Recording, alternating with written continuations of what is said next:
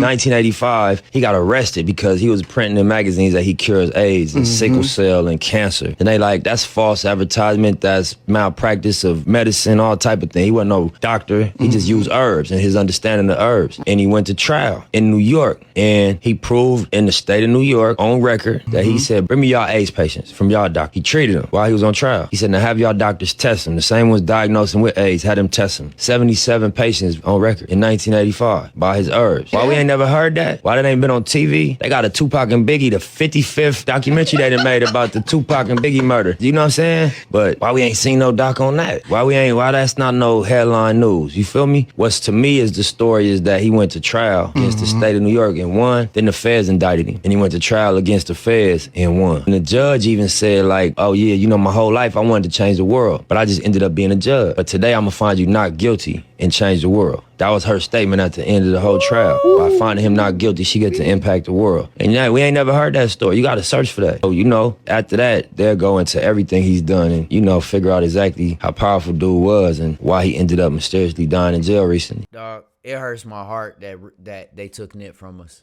because he was a voice. He was one of our voices. And it really hurt. It like if you see me tear up talking about Nip, it's because I felt that personal. It was like a personal attack on me and you. But man, he ain't lying, bro. Dr. Sebi, if you think that dude just caught pneumonia and died in the hospital, if you know who Dr. Sebi is, nah, bro. Nah. Let's be real. Let's keep it a buck, dog. Like he was doing things that people weren't supposed to be able to do in America. Curing. Big Pharma is a gang, bro, and it's a big company, and it is what it is. Like, it's what we have to live with here. And I know my statements are not favorable to them, and I know YouTube doesn't like to push me through the algorithm because of it, bro. But that's where I depend on you as my people, man. Whoever see this to actually push these videos, like, subscribe, and do the thing, man, because that's the only way. Because I'm not going to stop telling the truth. I'm not going to stop talking about how Dr. Sebi was literally doing exactly what Nipsey just said he was doing. He was doing all of that. He was proving that the food that you got is poison, it's tarnished, it's genetically modified. Like, you need to go to the source of where that food comes from and eat it from there to get the real chemical formula that nature made for your body to take it. Like he was on one, bro. It wasn't just CMOS and talking in a camera. Like, that's not what dude was just about. Like, this dude, like Nip said, he had an understanding of herbs that was otherworldly. He understood herbs as where do they come from, what part of the earth. That is the version of it that you need in your human body. Because for it to be somewhere else, it had to modify itself, or it had to be modified for humans, by humans. Dr. Sebi, man, rest in peace, bro. Like, we really miss you. We really need you. And I hope that you reincarnated and that you already growing up again with the same goals. It's just to heal the human race. And same for Nip, bro. Same for Nip. Come out here and spit this truth, bro. Come out here.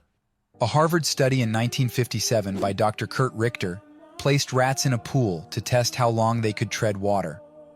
On average, due to exhaustion, they would sink and drown after 15 minutes. However, right before they gave up due to exhaustion, the researchers would pluck them out, dry them off, let them rest for a few minutes, and put them back in for round 2.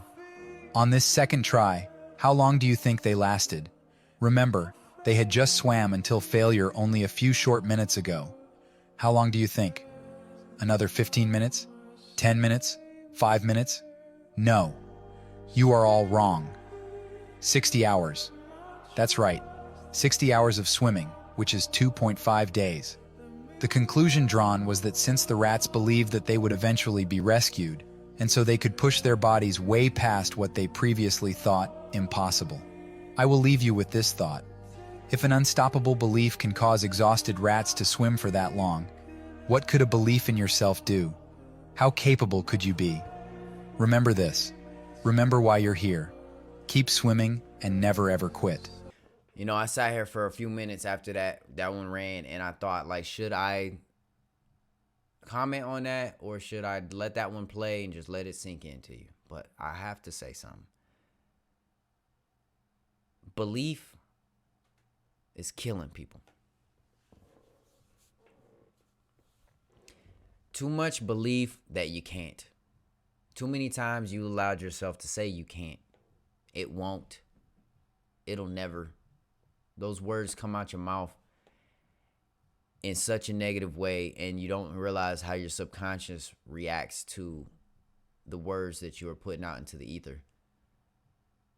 And it's a belief that you, whether you understand that you believe it or not, or you believe that you believe it or not, what is true is that it's actually coming out of you, and what you give is what you get. Belief is the most powerful tool as a human being that you can have. Believe. This is something that goes back to Christianity, and I'm not going to get real deep into religion, but I just want to put a point out there. If you have enough people that believe in the return of a savior, it will manifest. Think about that.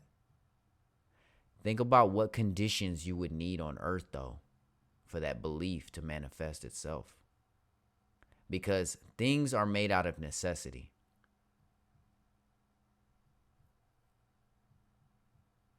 You can do anything. You can get to all the highest highs that you can ever imagine, and you can get to all the lowest lows that you can't even imagine.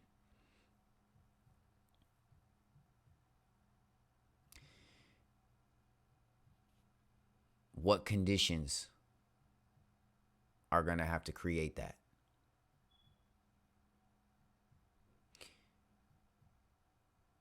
Be thankful for the greatness that you have. Be thankful for the good conditions that you have. And like I stated before, maybe this video, maybe last video, I don't know how this got cut. Boycott all that negativity. Boycott it. The one true thing that you could change in this world is you. And I promise you, folks, like I used to be down, bro. I used to be down, like really down. I was homeless, bro, like most of my life. As a kid, like I was down, bro. I was sad. And I couldn't think anything positive about life, like.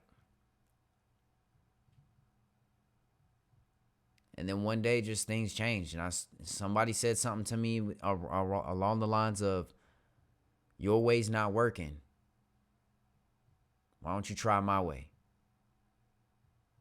And their way was to not think all this negative stuff and to start thinking positive stuff and start noticing when you think negative stuff and basically reprogram the mind.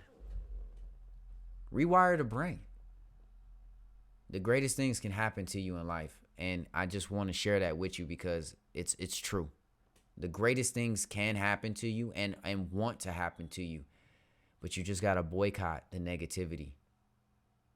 The things that don't serve you. I know too many people right now, but family members of mine, that they just don't have the mental fortitude to stop being negative. To stop thinking once they get a job, they're going to lose that job. What's going to be that make me lose this job? Like, they don't know how to stop thinking that thought. And so what ends up happening is they lose it. Instead of that, they just need to start thinking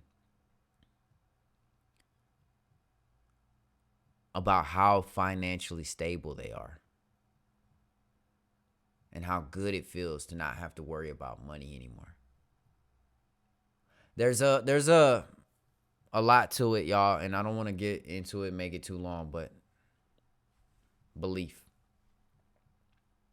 Man, belief is, yeah, that's your power.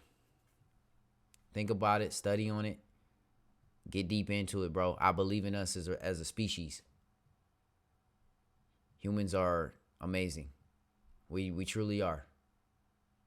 Let's get it together.